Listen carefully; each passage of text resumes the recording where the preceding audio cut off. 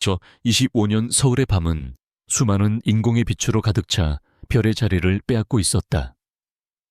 그 중에서도 가장 찬란한 빛을 뿜어내는 곳은 단연코 미래혁신기술 포럼이 열리는 컨벤션 센터였다. 대한민국 아니 아시아 전체의 기술 산업을 이끄는 거물들이 한자리에 모인 이 밤. 그 중심에는 넥서스 이노베이션의 젊은 CEO 강지훈이 서 있었다. 그는 성공의 상징이자 살아있는 전설이었다. 그의 주변은 성공을 축하하고 미래를 기약하는 사람들로 붐볐다. 강 대표님, 이번 프로젝트 프로메테스에 대한 기대가 정말 큽니다. 재계의 한 원로가 그의 어깨를 두드리며 말했다. 지훈은 부드러운 미소로 화답하며 겸손하지만 자신감 넘치는 태도를 잃지 않았다. 그의 맞춤 제작된 다크 네이비 슈트는 그의 단단한 체격과 날카로운 이미지를 완벽하게 부각시켰다. 모든 것이 완벽했다. 지난 몇 년간 밤낮 없이 매달려온 프로젝트가 드디어 세상에 공개되는 날이었다. 인공지능과 바이오테크놀로지를 결합한 이 혁신적인 기술은 인류의 삶을 근본적으로 바꿀 잠재력을 지니고 있었다. 지훈에게 이 프로젝트는 단순한 사업이 아니라 그의 철학과 비전이 담긴 필생의 역작이었다. 그는 이 순간을 위해 모든 것을 걸었다. 잠시 사람들의 무리에서 벗어나 샴페인 잔을 든 그는 거대한 통유리창 너머로 펼쳐진 도시의 야경을 바라보았다. 수많은 불빛들이 마치 그가 이룩한 성공처럼 아득하게 펼쳐져 있었다. 5년 전 모든 것을 잃었다고 생각했던 그날 이후 그는 오직 일에만 매달렸다. 공허함을 채우기 위해, 아픈 기억을 지우기 위해, 그리고 세상에 자신의 가치를 증명하기 위해. 그때였다. 장내에 미묘한 술렁임이 일었다.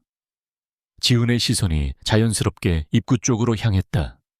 수많은 인파 속에서도 유독 눈에 띄는 한 쌍의 남녀가 있었다. 남자는 지훈의 숙적이자 대한민국 재계를 양분하는 거대 기업 에이펙스 다이내믹스의 회장 박태민이었다. 그는 언제나처럼 오만하고 자신만만한 미소를 입가에 걸고 있었다. 지훈은 가볍게 혀를 찼다. 저 비열한 얼굴을 보는 것만으로도 기분이 상했다. 하지만 그의 시선을 얼어붙게 만든 것은 박태민이 아니었다. 그의 팔짱을 끼고 있는 그 여자의 얼굴을 확인한 순간 지훈의 세상은 소리 없이 무너져 내렸다. 시간은 멈췄고 주변의 소음은 아득한 이명으로 변했다. 5년 동안 그의 삶에서 흔적도 없이 사라졌던 사람. 그가 지독하게 사랑했고 그래서 더 지독하게 증오했던 아내 윤서연이었다. 그녀는 예전보다 더 화려하고 성숙해진 모습이었다. 값비싼 보석과 우아한 드레스가 그녀를 감싸고 있었지만 지훈의 눈에는 과거의 소박하면서도 따뜻했던 그녀의 미소가 아른거렸다. 하지만 지금 그녀의 얼굴에는 냉정함과 거리감만이 서려 있었다. 마치 지훈을 전혀 모르는 사람처럼 혹은 경멸하는 사람처럼. 그녀의 눈빛은 차가운 유리 조각처럼 지훈의 심장을 파고들었다. 지훈은 손에 쥔 샴페인 잔을 부서져라 쥐었다. 왜? 어째서 수천 개의 질문이 머릿속을 헤집었지만 입 밖으로 나오는 것은 거친 숨소리뿐이었다. 그녀가 떠난 이유를 그는 아직도 알지 못했다. 그저 우리 이제 그만하자. 당신에게 질렸어. 라는 차가운 한마디와 이혼 서류만을 남기고 연기처럼 사라졌을 뿐이었다. 그리고 5년 만에 나타난 그녀는 하필이면 그의 가장 큰 적 박태민의 여자였다. 박태민은 지훈의 시선을 느꼈는지 그를 향해 조롱 섞인 미소를 지어 보였다. 그 미소는 마치 내가 잃어버린 것을 내가 가졌다고 말하는 듯했다. 그는 보란듯이 서연의 허리를 감싸 안으며 그녀의 귓가에 다정하게 속삭였다. 서연은 억지 미소를 지으며 고개를 끄덕였지만 그 찰나의 순간 그녀의 눈동자가 불안하게 흔들리는 것을 지훈은 놓치지 않았다. 분노가 머리끝까지 치밀었다. 당장이라도 달려가 박태민의 멱살을 잡고 서연의 손목을 끌어 이 지옥 같은 상황의 해명을 듣고 싶었다. 하지만 그는 강지훈이었다. 수많은 시선이었고 수많은 시선이 집중된 이 자리에서 감정을 드러내는 것은 스스로를 무너뜨리는 짓이었다. 그는 간신히 이성의 끈을 붙잡고 차갑게 식어버린 샴페인을 단숨에 들이켰다. 그때 그의 시선이 서연의 옆으로 향했다. 그녀의 드레스 자락을 작은 손으로 꼭 쥐고 있는 아이가 있었다. 대여섯 살쯤 되어 보이는 사내아이였다. 아이는 낯선 환경이 두려운 듯 서연의 뒤에 숨어 주변을 경계하고 있었다. 그리고 아이가 고개를 들어 주위를 둘러보는 순간 지우는 숨을 멈췄다. 온몸의 피가 역류하는 듯한 충격이 그를 덮쳤다. 아이의 얼굴. 그 얼굴은 너무나도 익숙했다. 어릴 적 자신의 앨범 속에서 수없이 보았던 바로 자신의 얼굴이었다. 날카로운 눈매, 오똑한 콧날, 그리고 고집스러워 보이는 인매까지. 아이는 강지훈이라는 인간을 그대로 축소해놓은 미니어처였다. 유전자의 힘을 부정할 수 없을 만큼 아이는 그를 닮았다. 아니, 그 자체였다. 세상이 빙글 돌았다. 5년. 서연이 떠난 지 정확히 5년이 흘렀다. 아이의 나이는 많아봐야 5살. 계산은 너무나도 간단하고 명료해서 잔인할 정도였다. 지우는 온몸에 힘이 빠져나가는 것을 느끼며 간신히 옆의 기둥에 몸을 기댔다. 프로젝트 프로메테스의 성공도 넥서스 이노베이션의 미래도 이 순간 아무런 의미가 없었다. 박태민은 의도적으로 아이를 데리고 지훈 쪽으로 천천히 걸어왔다. 그의 발걸음 하나하나가 지훈의 심장을 짓밟는 소리처럼 들렸다. 주변 사람들은 에이펙스 다이내믹스 회장의 새로운 가족에게 관심을 보이며 인사를 건넸다. 그들은 아무것도 몰랐다. 이 화려한 연회장 한가운데서 어떤 잔혹한 드라마가 펼쳐지고 있는지. 강 대표 오랜만이군. 요즘 아주 잘 나간다고 들었어. 박태민이 능글맞은 목소리로 말을 걸어왔다. 그의 눈은 웃고 있었지만 그 안에는 승리자의 여유와 잔인한 쾌감이 번뜩이고 있었다. 지우는 대답할 수 없었다. 그의 모든 신경은 바로 앞에 서 있는 작은 아이에게 집중되어 있었다.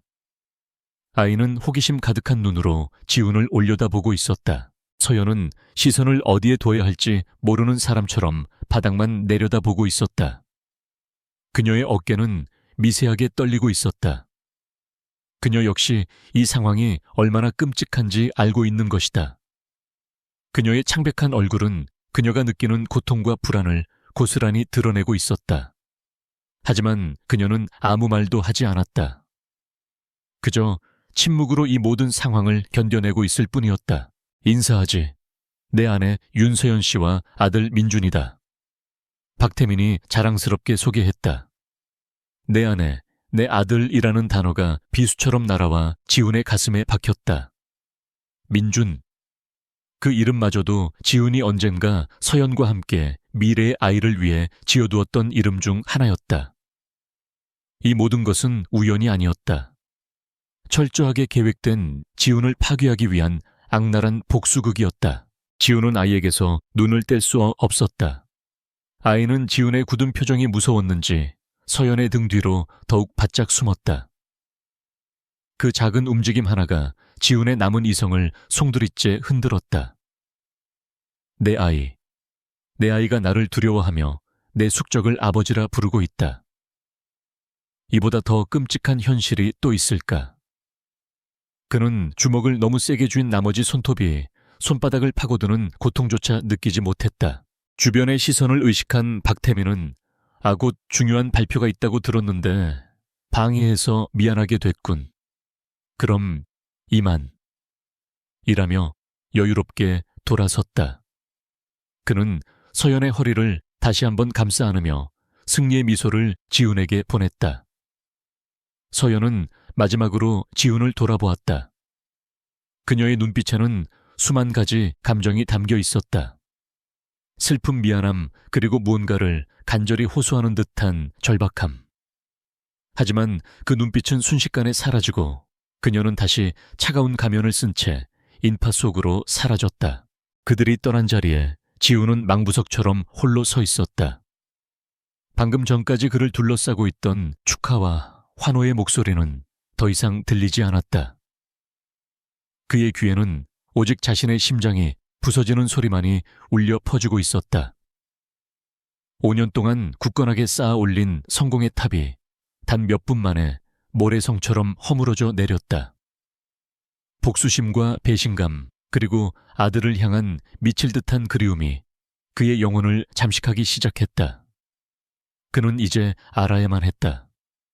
지난 5년간 도대체 무슨 일이 있었던 것인지, 그리고 그는 되찾아야만 했다. 그가 빼앗긴 모든 것을. 전쟁은 이제 시작이었다. 연 회장의 화려한 조명은 강지훈의 눈앞에서 초점을 잃고 부서져 내렸다. 사회자가 곧 있을 그의 발표를 예고하는 목소리가 멀리서 들려왔지만 지훈의 귀에는 아무것도 닿지 않았다. 그의 모든 감각은 조금 전 윤서연과 박태민, 그리고 자신의 아들 민준이 사라져간 인파의 바다에 고정되어 있었다. 심장이 텅 빈 채로 미친 듯이 뛰고 있었다. 배신감과 분노, 그리고 정체를 알 수 없는 슬픔이 그의 내면을 집어삼키고 있었다. 그는 로봇처럼 단상으로 향했다. 수많은 카메라 플래시와 박수 소리가 쏟아졌지만 그는 아무것도 느낄 수 없었다. 원래대로라면 몇 달간 준비한 열정적인 연설로 프로젝트 프로메테우스의 위대한 서막을 열어야 했다. 하지만 지금 그의 머릿속은 하얗게 비어 있었다. 그는 마이크 앞에 서서 잠시 청중을 둘러보았다. 모두의 얼굴에 기대와 흥분이 가득했다. 그 위선적인 표정들이 역겨웠다. 지우는 준비된 원고를 무시하고 짧게 입을 열었다. 넥서스 이노베이션의 새로운 미래, 프로젝트 프로메테우스는 곧 세상을 놀라게 할 것입니다. 자세한 내용은 다음 주 공식 발표를 통해 확인하시기 바랍니다. 그의 목소리는 얼음처럼 차가웠고 감정이 전혀 실려 있지 않았다. 예상보다 너무나도 짧고 건조한 그의 말에 장내는 잠시 술렁였다. 하지만 그는 아랑곳하지 않고 단상을 내려왔다. 지금 그에게는 이 모든 것이 무의미한 연극일 뿐이었다. 행사장을 빠져나오는 그의 뒤로 수많은 질문과 우려의 시선이 따라붙었지만 지우는 단 한 번도 뒤돌아보지 않았다. 그의 비서인 김 실장이 걱정스러운 얼굴로 다가왔다. 대표님, 괜찮으십니까? 안색이 좋지 않으십니다. 지우는 고개를 저으며 말했다. 차나 준비해, 집으로 가지. 그의 단호한 어조에 김 실장은 더 이상 묻지 못하고 서둘러 차를 대기시켰다. 최고급 세단의 안락한 가죽 시트에 몸을 묻은 지우는 눈을 감았다. 차창 밖으로 서울의 화려한 야경이 빠르게 스쳐 지나갔지만 그의 마음은 5년 전 그날에 멈춰 있었다. 서연이 마지막으로 남긴 차가운 말들, 아무런 설명도 없이 그의 삶을 송두리째 부정하고 떠나버렸던 그녀의 모습이 생생하게 떠올랐다. 그는 그녀를 증오하며 버텼다.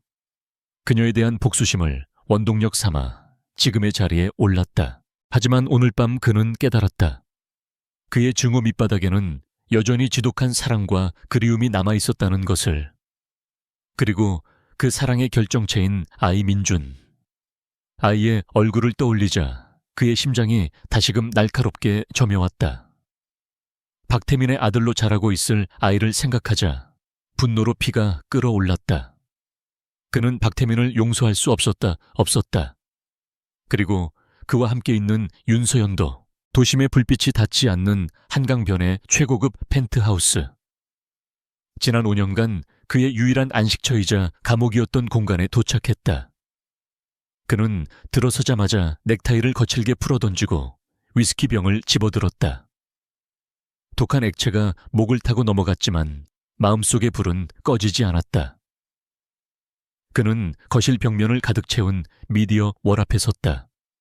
그곳에는 넥서스 이노베이션의 성공 신화가 24시간 내내 흐르고 있었다. 하지만 지금 그 모든 것이 공허하게만 보였다. 그는 잠시도 지체할 수 없었다. 그는 자신의 수족이자 가장 신뢰하는 인물인 정보보안팀의 최 실장에게 전화를 걸었다. 신호음이 2번 울리기도 전에 최 실장이 전화를 받았다. 네, 대표님. 지훈은 망설임 없이 명령했다. 최 실장, 지금부터 내 개인적인 지시를 수행해줘. 어떤 기록도 남기지 말고 누구에게도 발설해서는 안 돼. 그의 목소리에는 서늘한 결의가 서려 있었다. 윤서연, 그리고 에이펙스 다이내믹스의 박태민. 이 두 사람의 지난 5년간의 모든 행적을 조사해. 출입국 기록, 금융거래, 주변 인물들까지. 사소한 것 하나도 놓치지 말고 전부 다. 특히 5년 전에 윤서연이 날 떠난 시점, 전후의 모든 것을 파헤쳐. 최대한 빨리, 그리고 최대한 은밀하게. 지훈의 명령은 짧고 단호했다. 최 실장은 지훈의 목소리에 담긴 심상치 않은 기운을 느끼고 알겠습니다, 대표님. 이라고 짧게 대답했다. 한편 같은 시각 박태민의 저택으로 향하는 차 안은 무거운 침묵만이 감돌고 있었다. 박태민은 만족스러운 미소를 지으며 시계에 불을 붙였다. 그는 창밖을 바라보는 윤서연의 차가운 옆모습을 보며 말했다. 오늘 강지훈, 그 자식 얼굴 봤어. 아주 걸작이더군. 세상 다 가진 듯한 표정이 순식간에 무너져 내리는데 아주 통쾌했어. 그의 목소리에는 상대를 짓밟는 데서 오는 잔인한 희열이 가득했다. 서연은 아무 대답도 하지 않았다. 그녀의 손은 무릎 위에서 차갑게 굳어 있었다. 오늘 밤 지훈과 마주친 순간부터 그녀의 심장은 줄곧 얼음덩이처럼 차갑게 식어 있었다. 그의 눈에 담긴 충격과 배신감 그리고 원망을 그녀는 똑똑히 보았다. 그 시선이 마치 낙인처럼 그녀의 가슴에 찍혀 지워지지 않았다. 그녀는 이 모든 상황이 끔찍하게 싫었지만 벗어날 방법이 없었다. 왜 말이 없어? 당신도 즐거웠어야지. 당신을 버린 남자에게 멋지게 복수한 거잖아. 박태민이 그녀의 턱을 거칠게 잡아 돌리며 말했다. 서연은 그의 손길을 뿌리치며 차갑게 대꾸했다. 피곤해요. 민준이도 자고 있고요. 그녀의 목소리에는 날이 서 있었다. 박태민은 잠시 그녀를 노려보다가 이내 흥미를 잃었다는 듯 다시 시계 입을 가져갔다. 그는 서연의 저항을 일종의 자존심 싸움으로 여기며 대수롭지 않게 넘겼다. 저택에 도착한 서연은 잠든 민준을 조심스럽게 안아들고 아이의 방으로 향했다. 아이의 고른 숨소리를 들으며 그녀는 잠시나마 위안을 얻었다. 이 아이를 지키기 위해서라면 그녀는 어떤 지옥이라도 견딜 수 있었다. 그녀는 아이의 이마에 입을 맞추며 나지막이 속삭였다. 미안해, 아가. 엄마가 너무 미안해. 그녀의 눈에서 뜨거운 눈물 한 방울이 아이의 뺨 위로 떨어졌다. 다음 날 넥서스 이노베이션의 사무실에는 전날 밤과는 비교도 할 수 없는 냉기가 흘렀다. 강지훈은 평소보다 훨씬 더 날카롭고 냉정해져 있었다. 임원회의에서 그는 프로젝트 프로메테스의 홍보 전략을 전면 수정하라고 지시했다. 그의 결정은 빠르고 가차 없었다. 그의 눈빛은 마치 모든 것을 꿰뚫어 보는 듯했고 그의 논리에는 한치의 빈틈도 없었다. 임원들은 그의 기에 눌려 아무도 이의를 제기하지 못했다.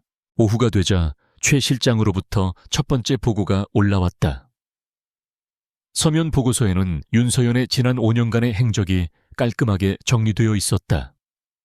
그녀는 지훈과 이혼한 직후 프랑스로 유학을 떠났고 그곳에서 박태민을 만나 사랑에 빠져 결혼했다. 2년 전 박태민이 에이펙스 다이내믹스의 회장직에 오르면서 함께 한국으로 돌아왔다. 모든 것이 너무나도 완벽한 스토리였다. 마치 잘 짜인 각본처럼. 이게 전부인가? 지훈이 보고서를 내려놓으며 물었다. 표면적으로는 그렇습니다. 하지만 이상한 점이 몇 가지 있습니다. 윤서연 씨의 프랑스 유학 시절 기록이 거의 남아있지 않습니다. 학적 기록 외에는 대외 활동이나 교우 관계가 전무합니다.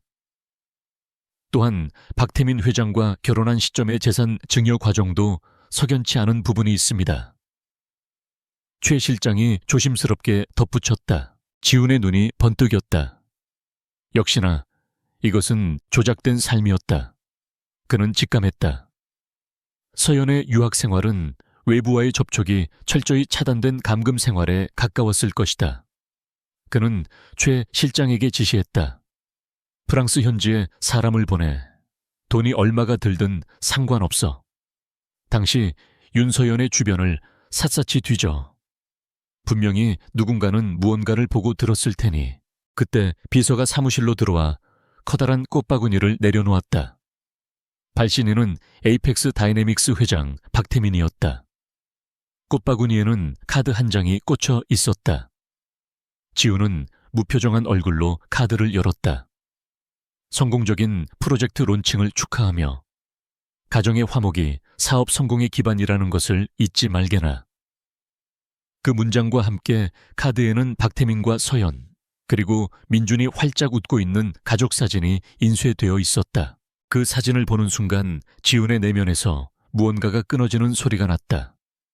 박태민의 의도는 명백했다. 이것은 단순한 조롱이 아니었다. 내 아이와 내 여자는 이제 내 것이다라는 잔인한 선전포고였다. 그는 이제 더 이상 과거를 파헤치는 것만으로는 만족할 수 없었다. 박태민이 전쟁을 원한다면 기꺼이 응해 주어야 했다. 모든 것을 걸고 그가 가진 모든 것을 빼앗아 올 생각이었다. 지훈은 사진 속에서 억지 미소를 짓고 있는 서연과 아무것도 모른 채 웃고 있는 민준의 얼굴을 번갈아 보았다. 그의 눈빛은 차가운 분노를 넘어 모든 것을 파괴할 듯한 섬뜩한 결의로 가득 차 있었다. 박태민이 보낸 사진 속의 거짓된 행복은 강지훈의 마음에 남은 마지막 미련마저 불태워 버렸다. 그의 슬픔은 이제 차가운 강철 같은 분노로 변모했다.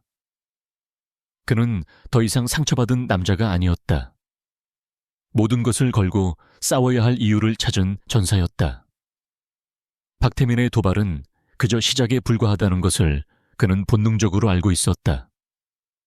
감정적인 공격 뒤에는 반드시 실질적인 비즈니스적인 공격이 뒤따를 것이었다.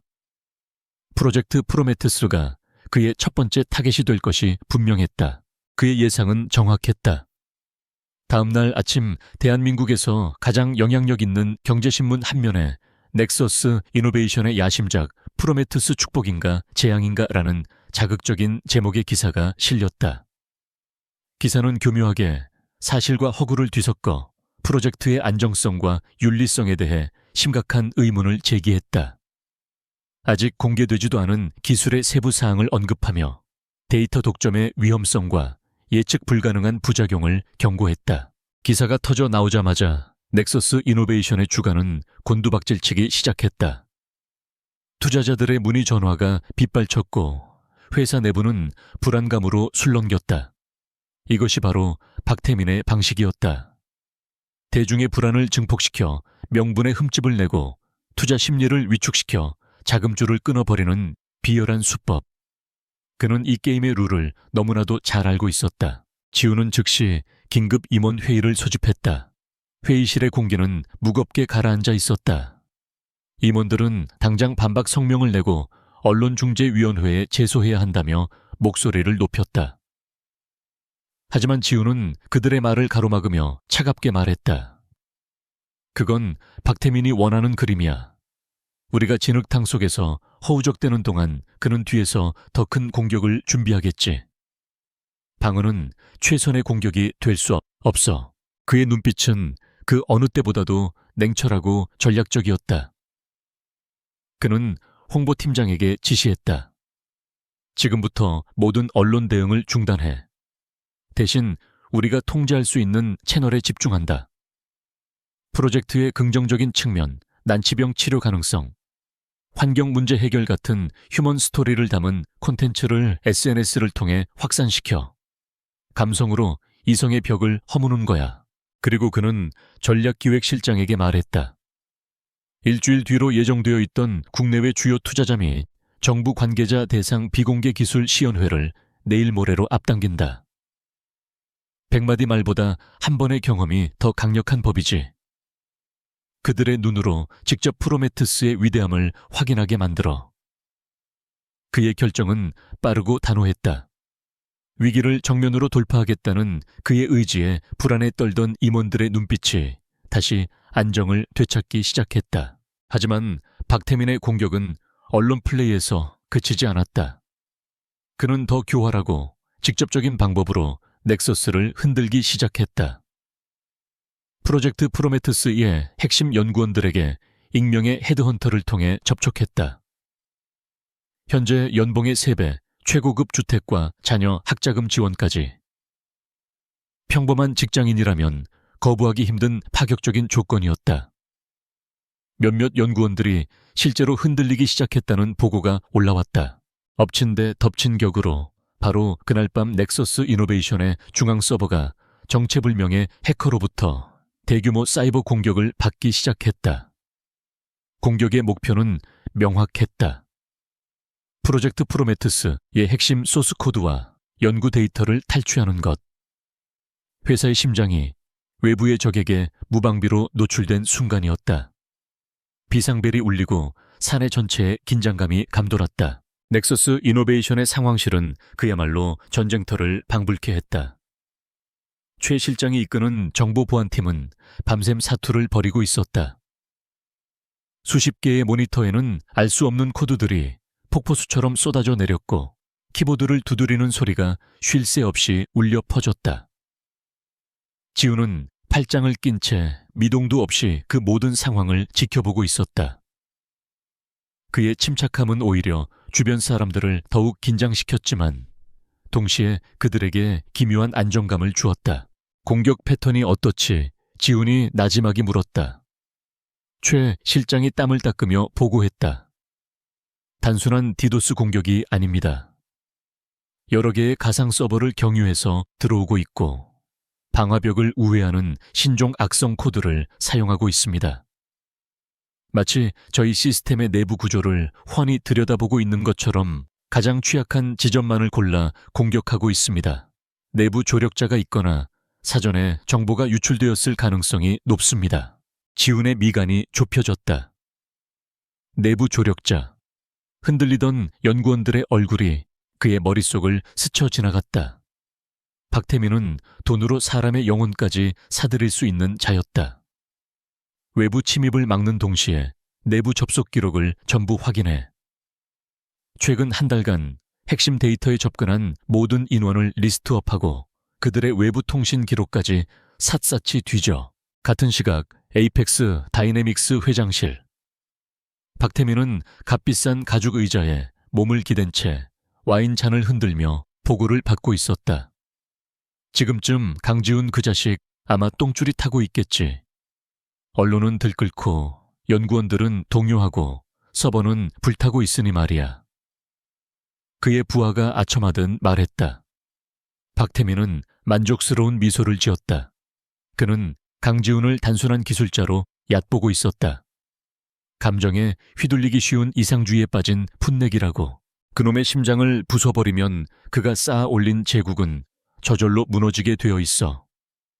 윤서연과 그 아이는 아주 훌륭한 무기야. 이제 곧 제 발로 무릎 꿇고 와서 모든 걸 바치겠다고 애원하게 될 거다. 그는 강지훈의 고통을 상상하며 와인을 음미했다. 그의 오만함은 하늘을 찔렀고 그는 자신의 계획에 한치의 오차도 없을 것이라 확신했다. 하지만 그는 강지훈이라는 인간을 제대로 파악하지 못하고 있었다. 지훈에게 위기는 곧 기회였고 절망은 더 큰 투지를 불러일으키는 기폭제였다. 그는 밤을 꼬박 새우며 보안팀과 함께했다. 커피와 에너지 드링크로 버티며 그는 단 한순간도 집중력을 잃지 않았다. 그의 머릿속은 복잡한 체스판처럼 돌아가고 있었다. 상대의 수를 읽고 허점을 파고들고 역공의 기회를 노렸다. 새벽이 밝아올 무렵 마침내 보안팀이 해커의 침입 경로를 역추적하는 데 성공했다. 비록 여러 개의 경유지를 거쳐 신원을 파악하기는 어려웠지만 공격에 사용된 코드의 일부에서 아주 미세한 디지털 서명을 발견했다. 이건 그림자 용병으로 불리는 해커 집단의 시그니처 코드와 일치합니다. 이들은 돈만 주면 어떤 더러운 일이든 처리해주는 자들로 유명합니다. 그리고 최근 그들의 가장 큰 고객이 바로 에이펙스 다이내믹스라는 첩보가 있었습니다. 최 실장의 보고에 지훈의 눈이 번뜩였다. 아직 완벽한 증거는 아니었지만 연결고리를 찾았다. 박태민이 이 모든 일의 배우라는 것을 확신할 수 있는 실마리였다. 그는 며칠간 잠을 못 자 붉게 충혈된 눈으로 창밖을 바라보았다. 동이 트고 있었다. 가장 깊은 어둠이 지나고 새로운 아침이 오고 있었다. 그는 책상 위에 놓인 박태민이 보낸 그 빌어먹을 가족 사진을 집어들었다. 사진 속 민준의 얼굴을 오랫동안 바라보았다. 이 전쟁은 단순히 회사를 지키기 위한 싸움이 아니었다. 자신의 아들에게 떳떳한 아버지가 되기 위한 빼앗긴 과거와 미래를 되찾기 위한 싸움이었다. 그는 더 이상 방어만 하고 있을 수 없었다. 박태민이 자신을 진흙탕으로 끌어들였다면 기꺼이 그 안에서 괴물이 되어 주어야 했다. 그는 최 실장을 돌아보며 단호하게 말했다. 지금부터 윤서연에 대한 조사는 중단한다. 타겟을 변경하지. 박태민의 현재를 조사해. 그의 모든 사업 자금 흐름, 그리고 약점까지. 먼지 하나까지 다 털어내. 이제부터는 우리가 공격할 차례야. 강지훈의 선전포고와 함께 넥서스 이노베이션의 정보보안팀은 거대한 사냥개로 변모했다. 최 실장의 지휘 아래 팀은 에이펙스 다이내믹스와 박태민의 모든 것을 파헤치기 시작했다. 그들의 움직임은 조용했지만 체계적이었다. 합법적인 기업 정보 분석에서부터 법의 경계를 아슬아슬하게 넘나드는 디지털 정보 수집까지. 그들은 박태민이라는 거대한 성을 무너뜨리기 위해 가장 작은 균열을 찾고 있었다. 그 사이 지훈은 자신의 전장에서 승리를 거두고 있었다. 예정보다 앞당겨 열린 프로젝트 프로메테스의 비공개 기술 시연회대는 대성공이었다. 초대된 소수의 투자자와 정부 고위 관계자들은 눈앞에서 펼쳐지는 기술의 경이로움에 감탄을 금치 못했다. 인간의 신경세포와 직접 교감하는 인공지능 칩이 시연되자 장내에서는 탄성이 터져나왔다. 언론이 제기했던 모든 의혹은 이 압도적인 기술력 앞에서 힘을 잃고 사라졌다. 시연회가 끝나자마자 투자를 망설이던 기관들이 앞다투어 계약서에 서명하기 시작했다. 정부는 국가 핵심 기술로 지정하여 전폭적인 지원을 약속했다. 박태민이 일으킨 인위적인 위기는 오히려 프로젝트 프로메테스의 가치를 더욱 빛나게 만드는 계기가 되었다. 강지훈은 이 작은 승리에 만족하지 않았다. 이것은 단지 전쟁의 서막일 뿐 진짜 싸움은 이제부터 시작이었다. 박태민의 분노는 극에 달했다. 그는 자신의 집무실에서 보고를 받으며 값비싼 크리스털 잔을 벽에 던져 박살냈다. 강지훈이 자신의 공격을 막아낸 것도 모자라 그것을 기회로 삼아 더 큰 성공을 거두었다는 사실에 참을 수 없는 모욕감을 느꼈다. 그의 계획은 완벽해야만 했다. 강지훈이 처절하게 무너지는 모습을 보기 전까지는 결코 멈출 생각이 없었다. 그의 관계는 더욱 깊어졌고 서연과 민준을 향한 통제와 집착 또한 심해졌다. 한편 최 실장의 팀은 박태민의 자금 흐름을 추적하던 중 예상치 못한 발견을 하게 되었다. 그들은 박태민이 비자금 조성에 사용하는 것으로 의심되는 수십 개의 유령 회사 리스트를 확보했다. 그리고 그중 한 회사의 거래 내역을 분석하다가 지금으로부터 5년 전의 기록 하나를 찾아냈다. 아주 거액의 자금이 서울 외곽의 한 종합병원으로 송금된 기록이었다. 그것은 단순한 병원비 지출로 보일 수도 있었다. 하지만 최 실장은 그 기록을 그냥 지나치지 않았다. 그는 돈이 송금된 시점이 공교롭게도 윤서연이 강지훈에게 이혼을 통보하기 불과 며칠 전이라는 사실에 주목했다. 그는 곧바로 그 병원과 수취인에 대해 뒷조사를 시작했고 마침내 그 돈이 윤서연의 아버지 윤 교수의 심장 수술비 및 입원비 명목으로 지불되었다는 사실을 알아냈다. 이 보고를 받은 강지훈은 그 자리에 얼어붙었다. 모든 퍼즐 조각이 한순간에 제자리를 찾아가는 듯한 끔찍한 예감이 그의 온몸을 꿰뚫었다. 공식적인 이야기대로라면 윤서연은 파리에서 박태민을 처음 만났다. 그렇다면 박태민이 그녀가 자신을 떠나기도 전에 알지도 못하는 사이였을 그녀의 아버지 수술비를 대신 내줄 이유가 전혀 없었다. 이것은 명백한 모순이었다. 그는 지난 5년간 자신이 얼마나 어리석었는지를 깨달았다. 그는 그녀의 배신에 대한 분노와 상처에 눈이 멀어 단 한 번도 그녀가 떠난 이유를 제대로 의심해 보지 않았다. 갑작스러웠던 장인어른의 병세 악화, 그리고 얼마 지나지 않아 이어진 그녀의 냉정한 이별 통보. 그 모든 것이 하나의 거대한 계획 아래 움직이고 있었을지도 모른다는 생각이 들자 온몸에 소름이 돋았다. 그녀는 그를 버린 것이 아니었다. 그럴 수밖에 없었던 것이다. 박태민이 그녀의 가장 큰 약점인 아픈 아버지를 이용해 그녀를 협박하고 자신을 떠나도록 강요했을 가능성이 높았다. 지우는 주먹으로 책상을 내리쳤다. 분노보다 더 큰 그녀를 오해하고 증오했던 자신에 대한 혐오감과 그녀에 대한 미안함이 밀려왔다. 그는 그녀를 구해야만 했다. 바로 그날 밤이었다.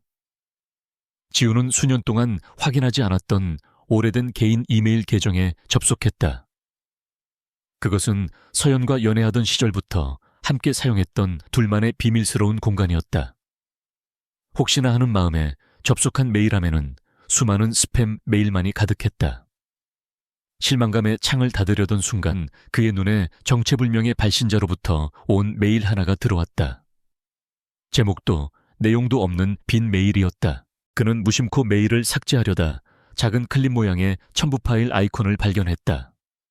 망설임 끝에 그는 파일을 다운로드하여 열었다. 화면에 나타난 것은 사진 한 장이었다. 희귀한 야생화 은방울꽃을 클로즈업해서 찍은 사진이었다. 그저 평범한 꽃 사진일 수도 있었다. 하지만 지훈에게 은방울꽃은 특별한 의미를 가지고 있었다.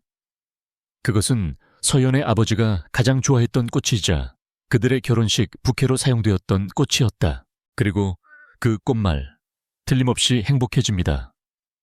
하지만 동시에 그 아름다운 모습 뒤에는 위험한 쾌락과 치명적인 독이라는 무서운 이면을 가지고 있기도 했다. 서연은 종종 이 꽃을 보며 아름다운 것일수록 더 위험한 법이야 라고 말하곤 했다. 이것은 우연이 아니었다. 서연이 보낸 메시지였다.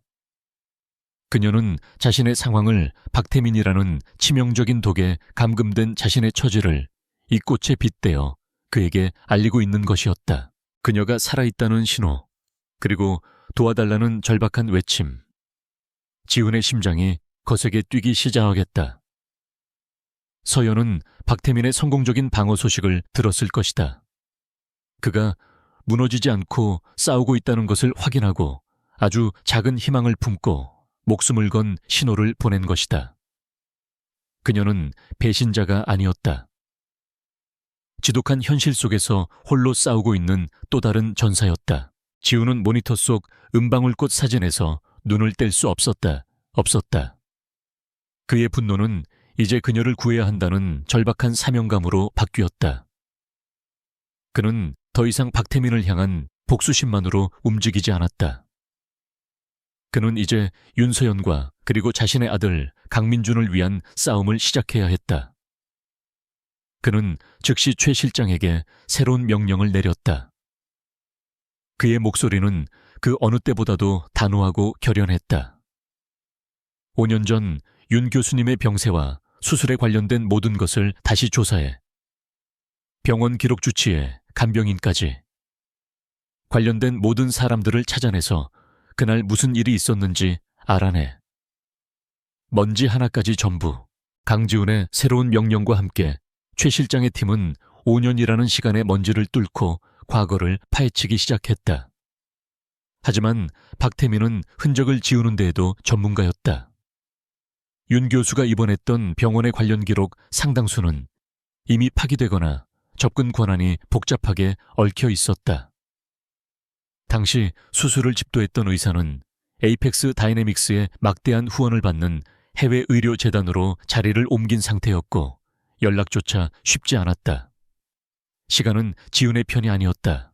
조사가 더디게 진행될수록 지훈의 마음속에는 참을 수 없는 조바심이 피어올랐다. 은방울꽃 사진 한 장과 병원비 기록만으로는 아무것도 할 수 없었다. 그에게는 더 확실한 무언가가 이 모든 것을 견디고 싸워나갈 수 있게 해줄 살아있는 증거가 필요했다.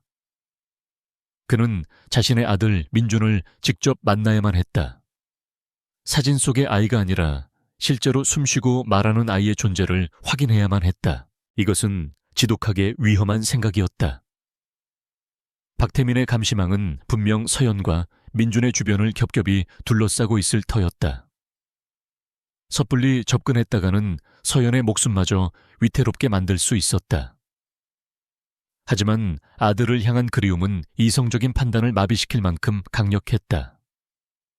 그것은 거의 본능에 가까운 거부할 수 없는 이끌림이었다. 그는 이 위험한 도박에 모든 것을 걸기로 결심했다. 그는 최 실장에게 서연과 민준의 일과를 면밀히 추적하도록 지시했다. 며칠간의 감시 끝에 최 실장의 팀은 하나의 패턴을 발견했다.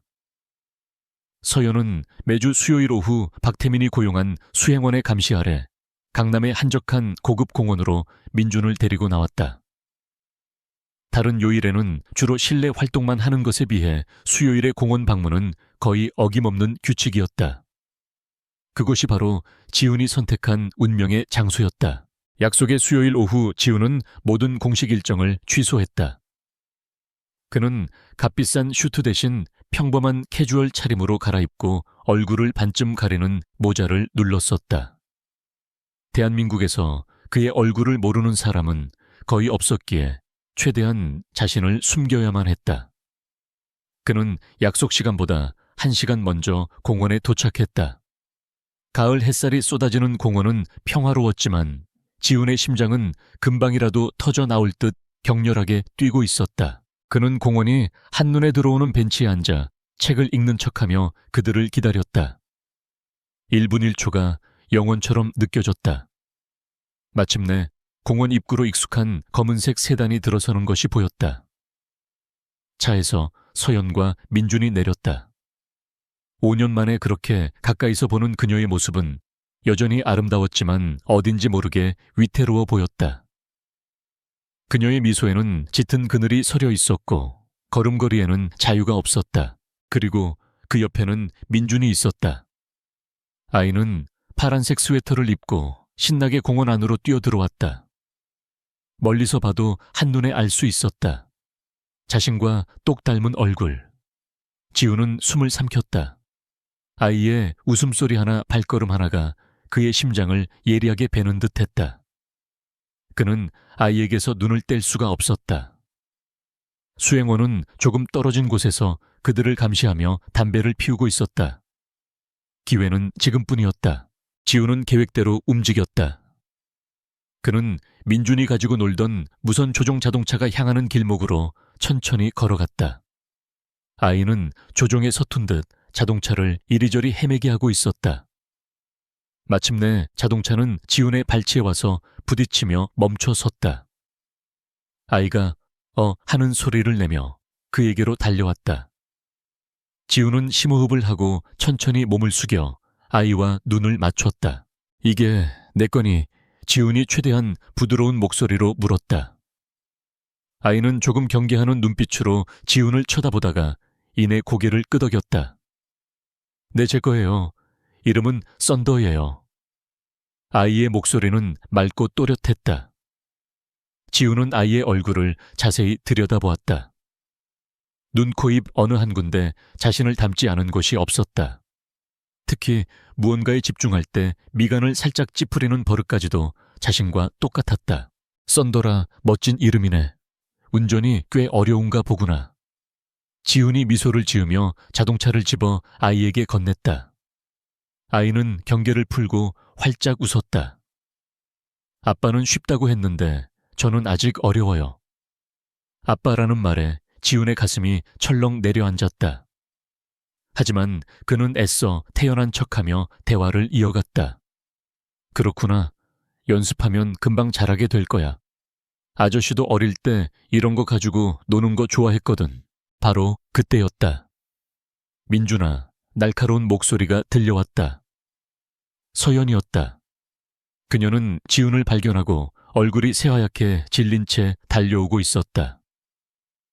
그녀의 눈은 공포와 경악으로 가득 차 있었다. 그녀는 민준의 앞을 막아서며 지훈을 노려보았다. 그녀의 눈빛은 당장 여기서 사라져 제발이라고 절규하고 있었다. 수행원 역시 이쪽을 주시하며 천천히 다가오고 있었다. 지훈과 서연의 시선이 허공에서 부딪혔다. 그 짧은 순간 두 사람 사이에는 수만 가지 감정과 이야기가 오고 갔다. 지훈의 눈빛은 역시 내 아들이었어라는 확신과 내가 구해줄게라는 약속을 담고 있었다. 서연의 눈빛은 미안해라는 사과와 위험해라는 경고를 동시에 보내고 있었다. 그녀는 민준의 손목을 거칠게 잡아 끌며 차갑게 말했다. 민준아, 모르는 사람이랑 함부로 이야기하지 말라고 했지.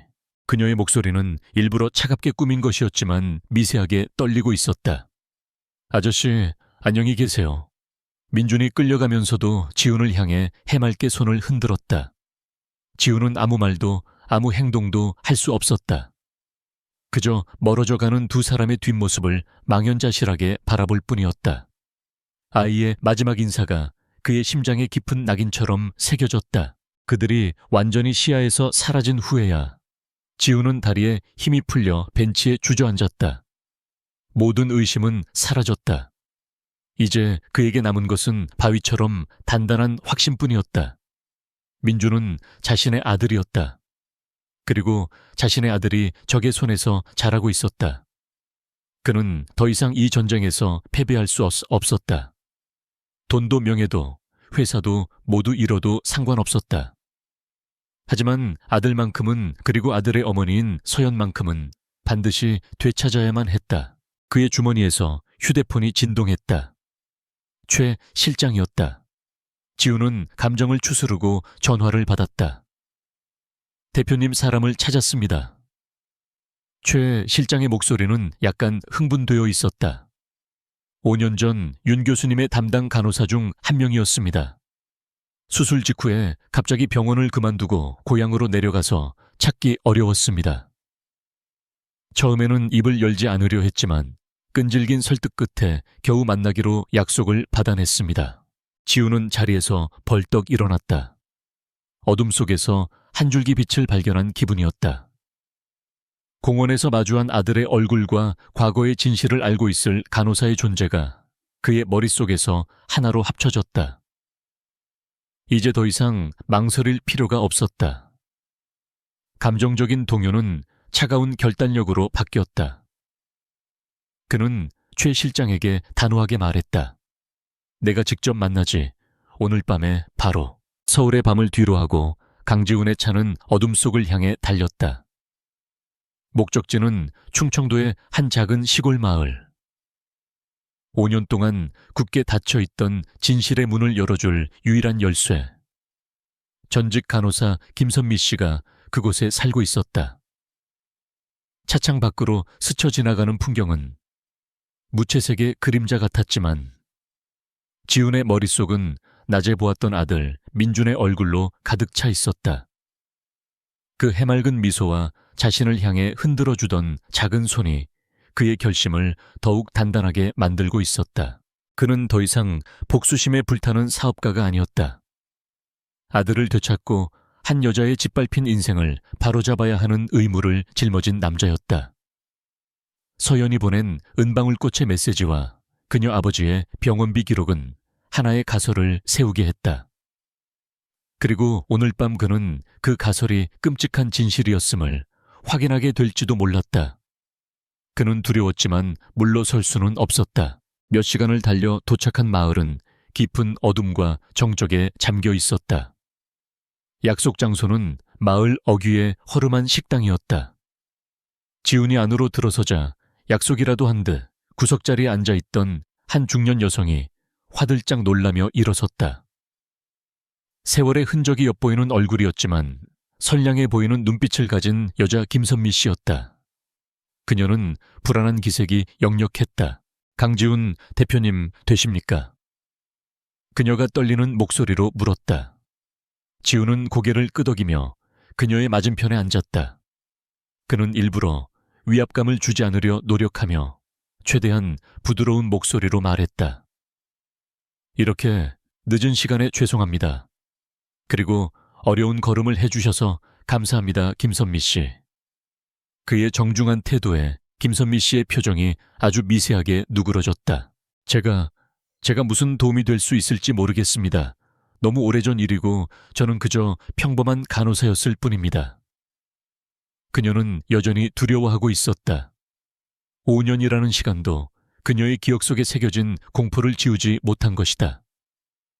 지우는 그녀를 다그치지 않았다. 대신 그는 진심을 담아 이야기하기 시작했다. 그는 서연과의 관계, 그리고 자신의 아들 민준에 대한 이야기를 담담하게 털어놓았다. 그의 이야기에는 어떤 과장이나 거짓도 없었다. 오직 진실을 알고 싶어하는 한 남자이자 아버지의 절박함만이 담겨 있었다. 저는 단지 진실을 알고 싶을 뿐입니다.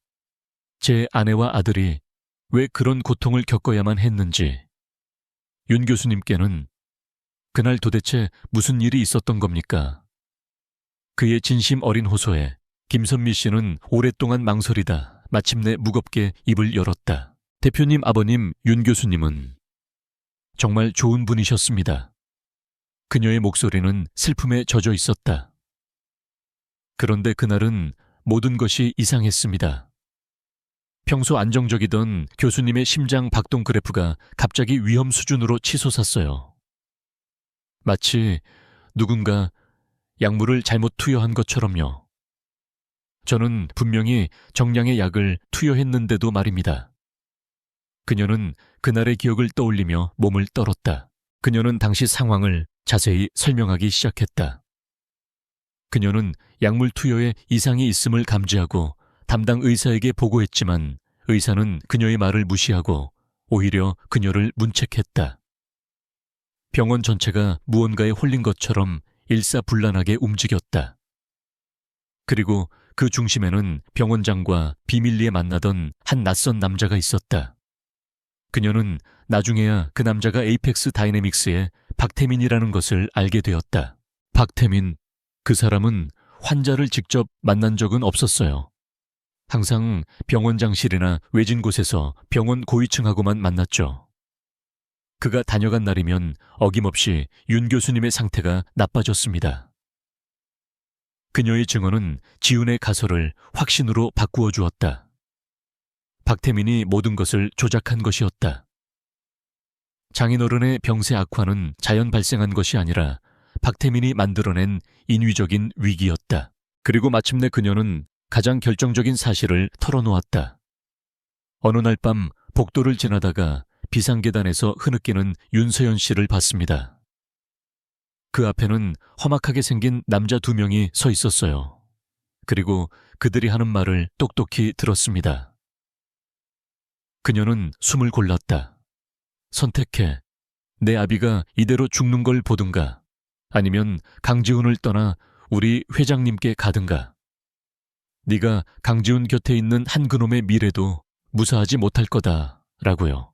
그 순간 지훈의 세상이 다시 한번 무너져 내렸다. 하지만 이번에는 충격이 아니었다. 심장을 도려내는 듯한 고통과 함께 박태민을 향한 살해에 가까운 분노가 치밀어 올랐다. 서연은 협박을 받고 있었던 것이다. 자신의 아버지의 목숨과 사랑하는 남자의 미래를 담보로 한 잔인한 거래를 강요당한 것이었다. 그녀가 그에게 남긴 차가운 말들은 모두 그녀 자신을 지키기 위한 거짓이었고 그를 지키기 위한 처절한 희생이었다. 지훈은 자신이 그녀를 얼마나 오해하고 미워했는지 깨달으며 깊은 죄책감에 휩싸였다. 그가 복수심에 불타 회사를 키우는 동안 그녀는 적의 소굴에서 홀로 아들을 키우며 지옥 같은 시간을 견뎌내고 있었던 것이다. 혹시 증거가 있습니까? 그들의 만행을 증명할 수 있는 무언가라도. 지훈이 마지막 희망을 담아 물었다. 김선미 씨는 한참을 망설였다. 박태민의 보복이 두려운 기색이 역력했다. 하지만 지훈의 절박한 눈빛과 5년간 자신을 짓눌러 온 양심의 가책 끝에 그녀는 마침내 결심한 듯 가방에서 낡은 USB 하나를 꺼냈다. 그날 너무 이상해서 제가 몰래 윤 교수님의 초기 진료 기록과 약물 투여 기록 차트를 스캔해 두었습니다. 나중에 병원에서 공식적으로 발표한 차트와는 분명 다를 겁니다. 그리고 비상계단에서 그들이 나누던 대화도 너무 무서워서 저도 모르게 휴대폰으로 녹음했습니다. 음질이 좋지는 않지만 지우는 떨리는 손으로 그 USB를 건네받았다. 이것은 단순한 데이터가 아니었다.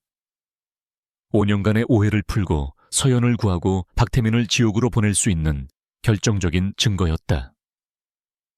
그는 김선미 씨의 손을 잡으며 진심으로 말했다. 정말 감사합니다. 이 은혜는 평생 잊지 않겠습니다. 제가 반드시 당신과 당신 가족의 안전을 책임지겠습니다.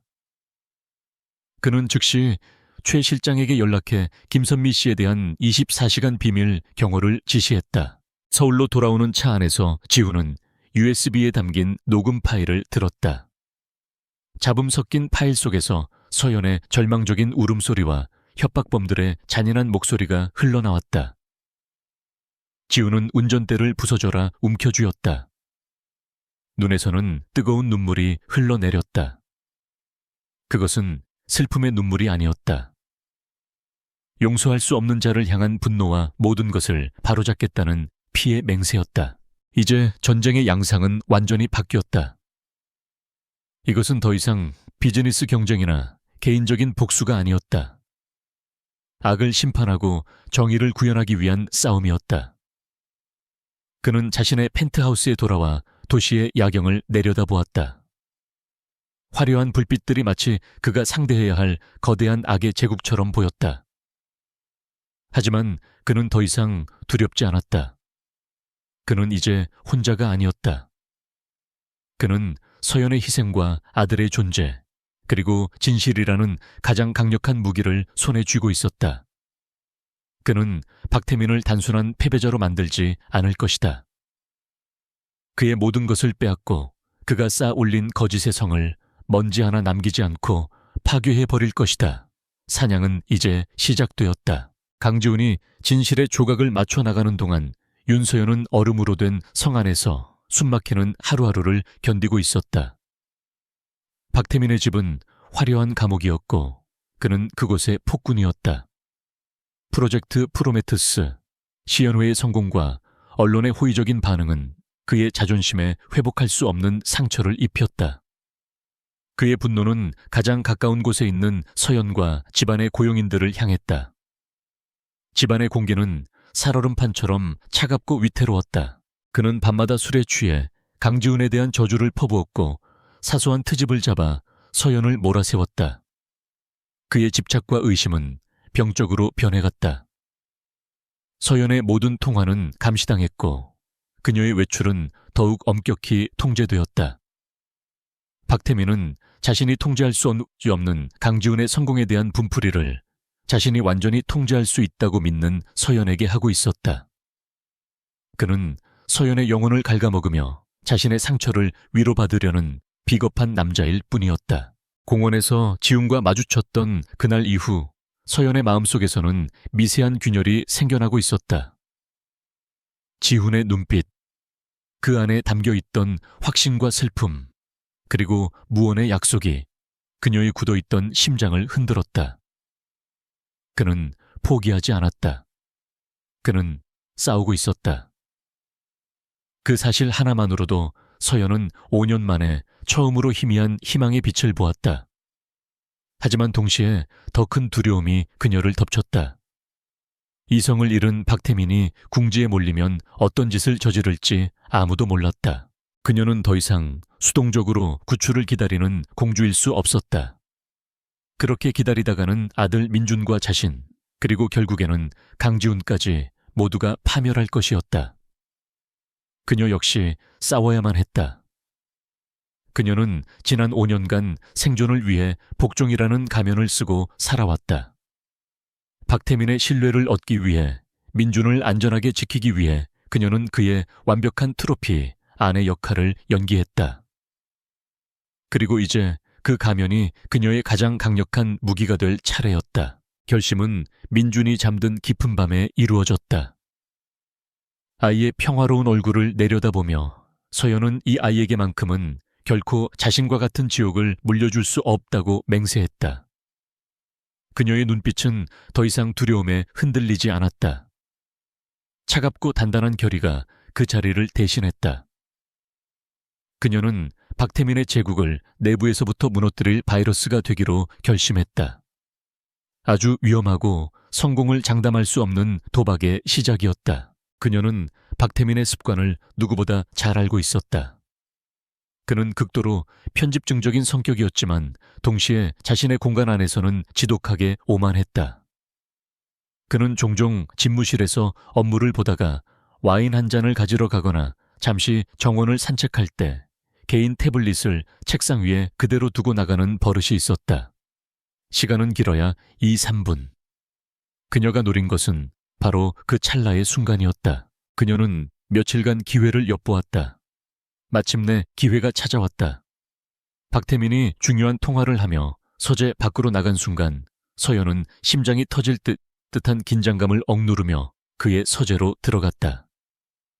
그녀의 손에는 민준의 장난감 로봇을 수리한다는 핑계로 숨겨온 초소형 USB가 들려 있었다. 그녀는 떨리는 손으로 USB를 태블릿에 연결했다.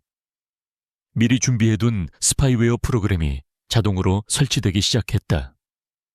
1분이 1시간처럼 느껴졌다. 설치가 완료되고 USB를 뽑는 순간 복도에서 박태민의 발소리가 들려왔다. 서연은 아무 일도 없었다는 듯 태연하게 서재를 빠져나와 그와 마주쳤다. 무슨 일이야? 박태민이 의심스러운 눈초리로 물었다. 서연은 준비한 대로 대답했다. 민준이가 당신 서재에 있는 지구본을 보고 싶어 해서요. 잠깐 보여주고 나왔어요. 그녀의 목소리는 한치의 떨림도 없었다. 박태민은 잠시 그녀를 빤히 쳐다보다 이내 흥미를 잃고 서재로 들어갔다. 서연은 등 뒤로 식은땀이 흐르는 것을 느끼며 조용히 자신의 방으로 돌아왔다.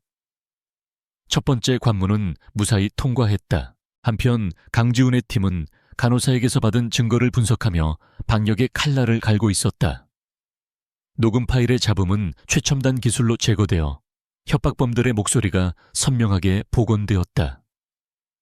변조된 진료 기록은 원본과 비교 분석되어 명백한 조작의 증거를 확보했다. 지훈은 이 자료들을 법률팀에 넘겨 박태민을 겨냥한 형사 고발을 준비시켰다. 하지만 이것만으로는 부족했다. 5년 전의 범죄만으로는 지금의 박태민을 완전히 무너뜨릴 수 없었다. 그의 현재 비리를 파헤칠 증거가 필요했다. 지훈은 최 실장에게 사이버 공격의 배후였던 해커 집단 그림자 용병의 자금 흐름을 역추적하라고 지시했다. 그들의 돈 세탁 경로를 따라가다 보면 에이펙스 다이내믹스의 검은 자금과 연결되는 지점을 반드시 찾을 수 있을 것이라 확신했다. 지훈의 팀이 외부에서 거대한 벽을 허물기 위해 망치를 휘두르고 있다면 서연은 이제 내부에서 그 벽의 기초를 무너뜨릴 다이너마이트를 설치하고 있었다. 서연이 설치한 스파이웨어는 성공적으로 작동했다. 그녀는 자신의 방에서 박태민의 태블릿 화면을 실시간으로 미러링해서 볼 수 있었다. 그 안에는 그야말로 범죄의 백과사전이 들어있었다. 주가 조작을 지시하는 비밀 메신저 대화 정관계 인사들에게 보내는 뇌물 리스트 경쟁사를 파멸시키기 위한 음모, 그리고 지훈의 팀이 필사적으로 찾고 있던 그림자 용병에게 송금한 내역까지 그녀는 이 모든 자료를 조심스럽게 자신의 개인 클라우드로 백업하기 시작했다. 한 번에 많은 데이터를 옮기면 발각될 위험이 있었기에 그녀는 매일 밤 민준의 교육용 영상이나 가족 사진인 것처럼 위장하여 조금씩 데이터를 옮겼다. 매 순간이 살얼음판을 걷는 기분이었다. 한 번은 박태민이 갑자기 방으로 들어와 하마터면 모든 것을 들킬 뻔하기도 했다. 그녀는 순발력을 발휘해 화면을 민준의 유치원 홈페이지로 바꾸는 기지를 발휘해 위기를 모면했다. 그녀의 위험한 도박은 결정적인 성과를 가져왔다. 지훈의 팀이 그림자 용병에게 흘러들어간 자금이 스위스의 한 유령 회사를 거쳤다는 사실까지는 밝혀냈지만 그 최종 배후가 박태민이라는 직접적인 증거를 찾지 못해 막다른 길에 부딪혔을 때였다. 바로 그날 밤 서연은 박태민이 그 유령 회사 계좌에서 자금 인출을 승인하는 암호화된 이메일을 자신의 클라우드로 옮기는데 성공했다. 두 개의 독립적인 조사가 마침내 하나의 진실 앞에서 만나는 순간이었다. 며칠에 걸쳐 서효연은 박태민의 제국을 송두리째 무너뜨릴 수 있을 만큼의 방대한 증거를 확보했다. 이제 남은 문제는 이 치명적인 무기를 어떻게 가장 안전하고 확실하게 강지훈에게 전달하느냐였다. 직접적인 연락은 불가능했다. 그녀의 모든 통신은 감시당하고 있었다. 섣부른 행동은 자신과 민준의 목숨을 앗아갈 수도 있었다. 그녀는 자신의 숨겨진 스마트폰으로 강지훈의 최근 뉴스를 검색했다. 화면 속 그는 여전히 단단하고 자신감 넘치는 모습이었다. 그 모습에서 그녀는 다시 한번 용기를 얻었다. 그녀는 손에 든 박태민의 모든 죄악이 담긴 디지털 폭탄을 가만히 내려다보았다.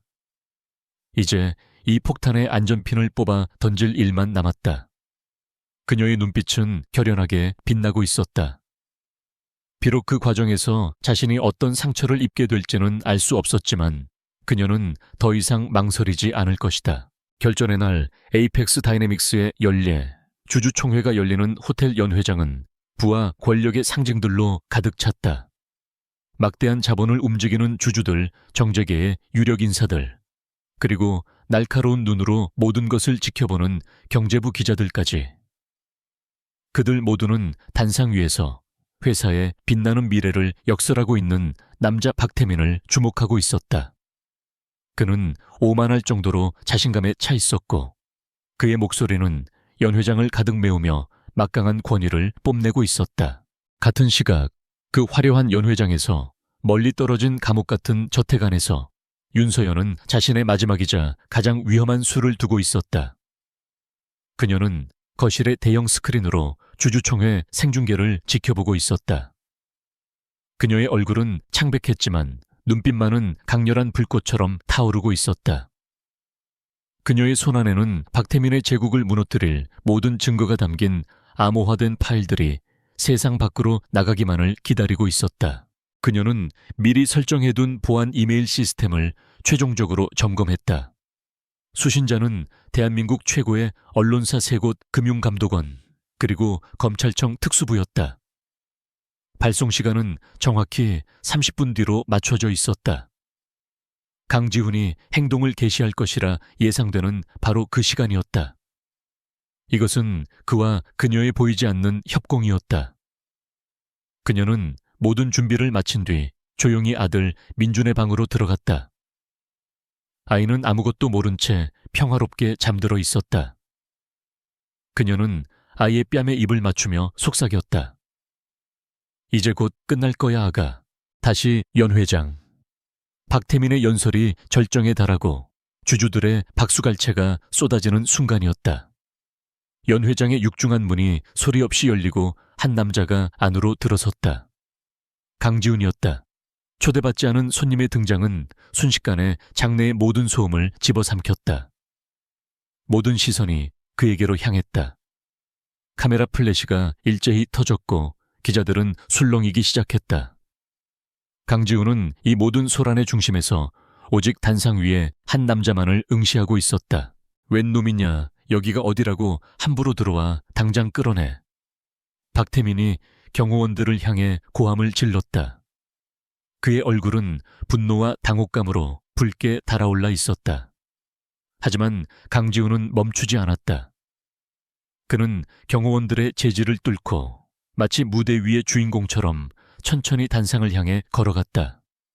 그의 걸음에는 어떤 망설임도 없었다. 오직 차가운 분노와 서늘한 확신만이 존재할 뿐이었다. 그는 연단에 놓인 마이크 하나를 집어들었다. 이 자리에 계신 주주 여러분, 그리고 국민 여러분. 저는 오늘 에이펙스 다이내믹스의 빛나는 성공 신화 뒤에 숨겨진 추악한 진실을 고발하기 위해 이 자리에 섰습니다.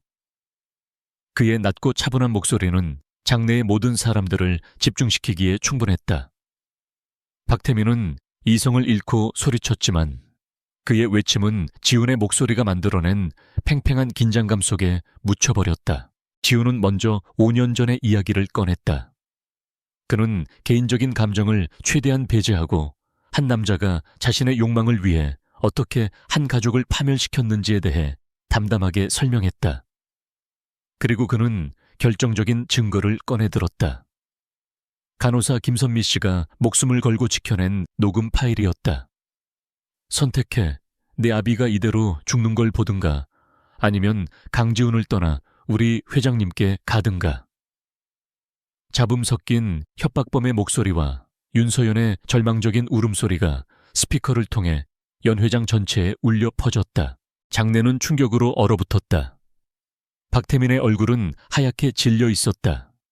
그는 거짓말이야, 조작된 거라고 라고 외쳤지만 그의 목소리는 공허하게 들릴 뿐이었다. 하지만 지훈의 공격은 여기서 끝나지 않았다. 한 사람의 인생을 짓밟은 것만으로는 성에 차지 않았겠지.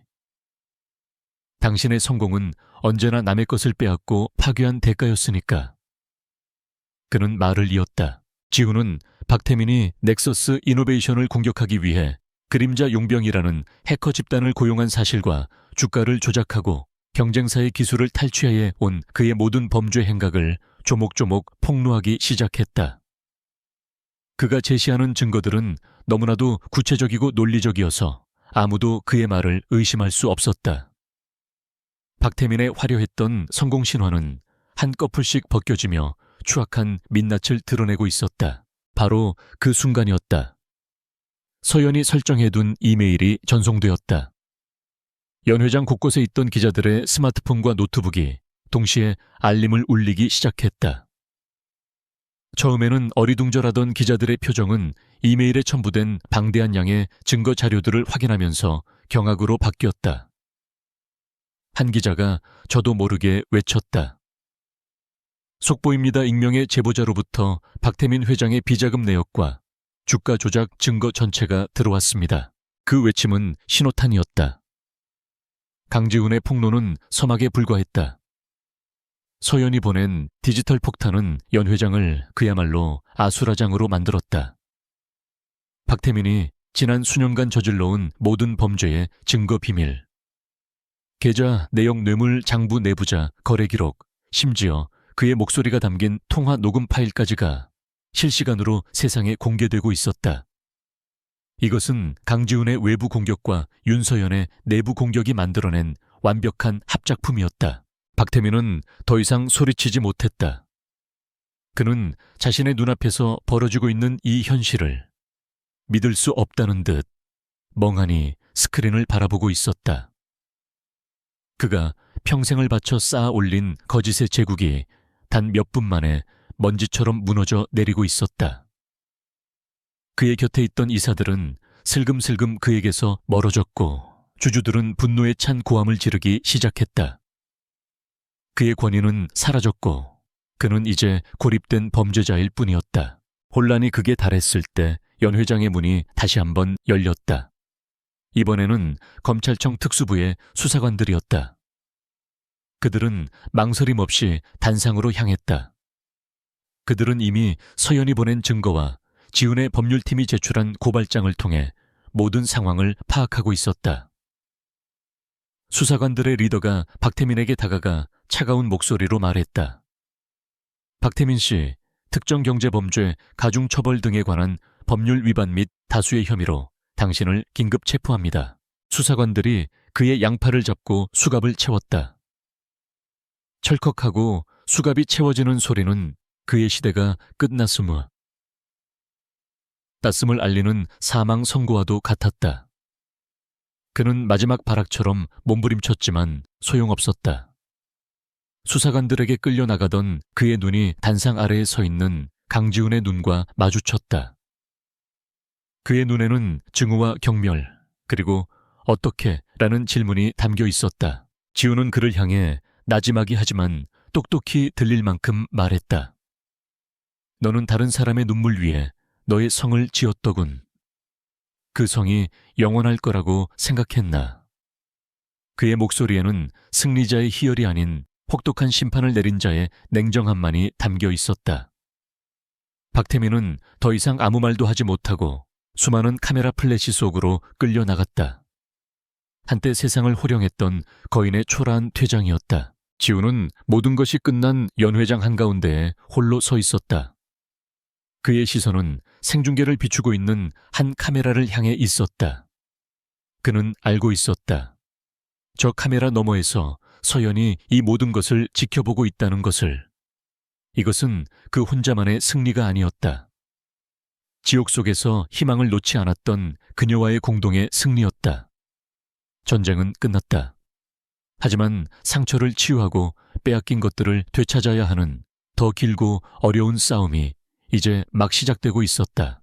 박태민이 수갑을 찬 채 역사의 뒤양일로 사라진 후 세상은 에이펙스 게이트로 들끓었다.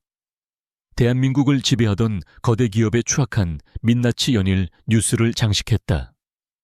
그의 범죄는 언론이 파헤칠수록 끝도 없이 쏟아져 나왔고 그와 결탁했던 정재계의 유력 인사들 역시 줄줄이 소환되었다. 박태민이라는 거목이 쓰러지자 그 그늘에 숨어 기생하던 모든 것들이 햇빛 아래 드러나며 함께 무너져 내리고 있었다. 그의 제국은 그렇게 먼지처럼 허무하게 해체되었다. 하지만 강지훈에게는 이 모든 것이 더 이상 중요하지 않았다. 그의 마음은 오직 한 곳을 향해 있었다. 주주총회가 끝나자마자 그는 최 실장에게 지시하여 박태민의 저택으로 보안팀을 급파했다. 그의 최우선 임무는 윤서연과 아들 민준을 그 지옥에서 구출해내는 것이었다. 최 실장과 보안팀이 저택에 도착했을 때 그곳의 공기는 이미 주인을 잃은 성처럼 수산했다. 박태민의 하수인들은 모두 쥐 죽은 듯 조용히 명령을 기다리고 있었다. 서연은 이미 모든 준비를 마친 상태였다. 그녀는 TV 화면을 통해 박태민의 몰락을 끝까지 지켜보았다. 5년간 그녀를 짓눌렀던 거대한 악몽이 끝나는 순간이었다. 하지만 그녀의 얼굴에는 기쁨이나 해방감 대신 깊은 피로감과 공허함이 서려 있었다. 그녀는 민준의 손을 잡고 작은 가방 하나만을 든 채 저택의 현관으로 내려왔다. 그녀가 지난 5년간 입었던 화려한 옷들과 보석들은 모두 그 자리에 남겨두었다. 거짓된 삶의 흔적을 지우듯이 그녀는 자신을 찾아온 초에 실장을 보고 담담하게 고개를 끄덕였다. 오래 기다리셨습니다. 그녀의 목소리는 차분했다. 최 실장은 그녀와 민준을 극진히 모시며 준비된 차로 안내했다. 차가 육중한 저택의 철문을 빠져나오는 순간 서연은 뒤를 돌아보지 않았다. 그녀의 끔찍했던 과거가 저 문 뒤에 영원히 닫히고 있었다. 지훈은 그들을 자신의 차가운 펜트하우스가 아닌 서울 근교의 한적한 별장으로 맞이했다. 그곳은 아이가 뛰어놀 수 있는 작은 정원과 따뜻한 햇살이 드는 평범한 가정집의 모습을 하고 있었다. 그는 5년 만에 서연과 그리고 아들 민준과 한 공간에서 마주했다.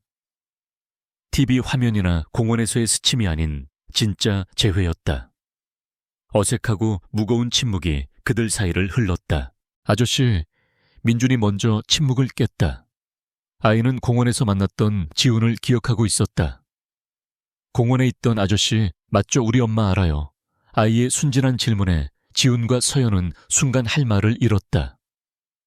지우는 애써 미소를 지으며 무릎을 굽혀 아이와 눈을 맞췄다. 응, 맞아. 아저씨는 엄마의 아주 오랜 친구란다. 그는 차마 자신이 아버지라는 말을 꺼낼 수 없었다. 그날 저녁 지우는 서연이 만든 서툰 저녁 식사를 함께 먹었다. 5년 만에 처음으로 마주 앉아 식사를 하는 시간이었다. 민준이 제잘거리는 소리만이 어색한 공기를 채우고 있었다. 아이가 잠든 후에야 두 사람 사이에는 다시 무거운 침묵이 내려앉았다. 창밖은 이미 짙은 어둠에 잠겨 있었다. 이제는 더 이상 피할 수 없는 진실을 마주해야 할 시간이었다. 먼저 입을 연 것은 지훈이었다. 그는 와인잔을 내려놓고 서연을 정면으로 바라보았다. 미안해. 그의 첫 마디는 사과였다. 당신이 그런 고통을 겪고 있는 줄도 모르고 5년 동안 당신을 원망하고 미워했어. 당신의 희생 덕분에 내가 이 자리에 있다는 것도 모른 채. 정말 미안해. 그의 목소리에는 깊은 죄책감과 후회가 담겨 있었다. 그는 간호사에게서 들은 모든 진실을 알고 있다고 덧붙였다. 지훈의 진심, 어린 사과의 서연이 지난 5년간 굳건하게 쌓아 올렸던 감정의 벽이 무너져 내리기 시작했다. 그녀의 눈에 눈물이 고였다. 그녀는 처음으로 자신의 끔찍했던 지난 시간을 누군가에게 털어놓기 시작했다. 아버지의 목숨을 담보로 한 박태민의 잔인한 협박, 사랑하는 사람에게 일부러 상처를 주고 떠나야 했던 그날의 고통, 그리고 적의 아내로 살아야 했던 매일매일의 지옥 같은 시간들, 매일 밤 악몽을 꿨어. 당신이 나를 경멸하는 눈으로 쳐다보는 꿈을. 그녀는 흐느끼며 말했다. 박태민 옆에서 웃고 있는 내 모습이 역겨워서 죽고 싶었던 적이 한두 번이 아니야. 하지만 그럴 수 없었어. 민준이를 지켜야 했으니까. 그리고 언젠가 당신이 모든 걸 알게 될 거라고 그렇게 믿고 버텼어. 그녀의 고백은 5년의 세월을 거슬러 올라가 두 사람의 상처를 헤집었다. 지우는 말없이 그녀의 이야기를 들어주었다. 그녀의 눈물 한 방울 한 방울이 마치 용암처럼 그의 심장을 태우는 것 같았다. 그는 자리에서 일어나 그녀에게 다가가 조심스럽게 그녀의 어깨를 감싸 안았다. 서연은 그의 품에 안겨 아이처럼 소리내어 울었다. 5년 동안 억눌러 왔던 모든 슬픔과 고통 두려움이 한꺼번에 터져 나왔다. 지우는 그저 그녀의 등을 토닥여줄 뿐이었다. 어떤 말도 이 깊은 상처를 위로할 수는 없었다. 한참의 시간이 흐른 뒤 두 사람은 조금씩 안정을 되찾았다. 밤은 깊어갔고 그들의 대화는 미래를 향했다. 앞으로 어떻게 할 생각이야? 지훈이 조심스럽게 물었다. 서연은 눈물을 닦고 고개를 저었다. 모르겠어. 일단은 민준이에게 좋은 엄마가 되어주고 싶어. 아이는 아무 잘못이 없으니까. 그리고 나 자신을 되찾을 시간도 필요해. 지훈은 고개를 끄덕였다. 그는 그녀에게 어떤 것도 강요할 생각이 없었다. 나는 민준이에게 아버지가 되어주고 싶어. 물론 시간이 걸리겠지. 당신과 민준이가 준비될 때까지 기다릴게. 당신이 어떤 결정을 하든 나는 당신과 아이의 곁에서 평생 속죄하는 마음으로 살아갈 거야. 그의 말에는 어떤 계산도 욕심도 없었다. 오직 진심만이 담겨 있었다. 긴 밤이 지나고 동이 트기 시작했다. 창밖으로 새벽의 여명이 비쳐 들어왔다. 5년간의 오해와 증오가 녹아내린 자리에는 깊은 상처와 그럼에도 불구하고 서로를 향한 애틋한 연민만이 남아있었다. 그들은 부서진 과거의 잿더미 위에서 비로소 서로를 제대로 마주보고 있었다. 두 사람은 나란히 부엌에 서서 커피를 내렸다. 평범하기 그지없는 이 일상이 그들에게는 기적처럼 느껴졌다. 폭풍은 지나갔다. 이제 잿더미 속에서 새로운 희망의 씨앗을 찾아내야 할 시간이었다. 잿더미 위에서 새로운 계절이 시작되었다. 박태민이 구속되고 세상이 떠들썩했던 폭풍 같은 시간으로부터 6달이 흘렀다. 그 사이 많은 것들이 변했다. 에이펙스 게이트의 주범 박태민은 법의 엄중한 심판을 받고 기나긴 징역형을 선고받았다. 그의 이름은 이제 탐욕과 몰락의 상징으로만 사람들의 기억 속에 남게 되었다. 세상은 그렇게 조금씩 과거의 상처를 잊고 새로운 이야기들을 향해 나아가고 있었다. 강지훈의 삶에도 새로운 질서가 자리 잡았다. 그는 여전히 넥서스 이노베이션을 성공적으로 이끄는 유능한 CEO였지만 더 이상 일에만 매달리는 워커홀릭은 아니었다. 그의 책상 한가운데는 이제 복잡한 서류 대신 민준과 서연과 함께 찍은 작은 액자가 놓여 있었다. 그는 칼같이 퇴근 시간을 지켰고 주말에는 온전히 가족을 위한 시간으로 비워두었다. 5년의 공백이 그에게 진정으로 소중한 것이 무엇인지를 가르쳐 주었다. 윤서연은 잃어버렸던 자신의 이름을 되찾아가고 있었다. 그녀는 더 이상 박태민의 화려한 인용도 과거의 상처에 갇힌 피해자도 아니었다. 그녀는 멈췄던 학업을 다시 시작했다. 미술사를 전공했던 그녀는 작은 갤러리에서 도슨트로 일하며 사람들에게 그림 이야기를 들려주는 소박한 일상에서 행복을 느꼈다. 그녀의 얼굴에서는 5년간 드리워져 있던 어두운 그늘이 걷히고 본래의 따뜻하고 지적인 미소가 피어났다. 그들 변화의 중심에는 언제나 민준이 있었다. 아이는 혼란스러운 변화를 겪었지만 지훈과 서연의 아낌없는 사랑 속에서 빠르게 안정을 되찾았다. 아이에게 세상의 모든 진실을 설명하는 것은 결코 쉽지 않은 과정이었다. 지훈과 서연은 아이의 눈높이에서 오랜 시간 동안 많은 대화를 나누었다. 민주는 자신을 키워준 박태민과 자신을 낳아준 강지훈 사이에서 혼란스러워하기도 했지만 아이는 어른들보다 훨씬 더 현명하게 진심을 알아보았다. 지훈은 아들에게 강요하지 않았다. 그는 그저 묵묵히 아이의 곁을 지키며 아버지가 되어주는 법을 서툴게 배워나갔다. 그는 아이와 함께 장난감 자동차를 조립하고 밤늦게까지 동화책을 읽어주었으며 주말 아침이면 함께 공을 찼다. 그는 아이에게 가르치기보다 아이를 통해 사랑하는 법을 다시 배우고 있었다. 그러던 어느 날 오후 지훈은 서재에서 복잡한 회로도를 들여다보고 있었다. 그때 민준이 작은 손으로 무선 조종 자동차를 들고 그에게 다가왔다. 아빠, 아이가 무심결에 아주 자연스럽게 그를 불렀다. 지훈은 순간 숨을 멈췄다. 지난 몇 달간 아저씨라고만 부르던 아이였다. 이거 바퀴가 잘 안 굴러가요. 민주는 아무것도 모른다는 듯 자동차를 내밀었다. 지훈은 울컥 차오르는 감정을 애써 억누르며 떨리는 목소리로 대답했다. 그래, 아빠가 한번 볼게. 그는 아이를 끌어안고 싶었지만 그저 아이의 머리를 몰차 쓰다듬어 줄 뿐이었다. 그날 지훈은 세상의 모든 것을 얻은 기분이었다. 지훈과 서연의 관계 또한 그렇게 천천히 조심스럽게 다시 쌓아 올려지고 있었다. 5년이라는 시간과 상처는 두 사람 사이에 여전히 보이지 않는 벽으로 존재했다. 하지만 그들은 서두르지 않았다. 그들은 서로의 상처를 존중했고 서로에게 치유의 시간을 주었다. 그들의 사랑은 과거의 불꽃 같은 열정이 아니었다. 혹독한 시련을 함께 견뎌낸 전우애와 서로의 가장 깊은 고통을 이해하는 연민, 그리고 그 모든 것을 감싸 안는 단단한 신뢰에 가까웠다. 어느 가을밤 민준이 잠든 후 두 사람은 거실에 마주 앉아 와인을 마시고 있었다. 그들은 더 이상 과거의 아픔을 이야기하지 않았다. 대신 민준의 유치원 이야기나 서연이 새로 맡게 된 전시회 이야기 같은 소소한 일상을 나누었다. 그러다 문득 서연이 지훈의 손을 잡으며 말했다. 고마워. 당신 덕분에 다시 웃는 법을 배우고 있어. 지훈은 그녀의 손을 마주 잡으며 대답했다. 내가 더 고마워. 당신과 민준이가 내 세상의 전부라는 걸 알게 해줬으니까.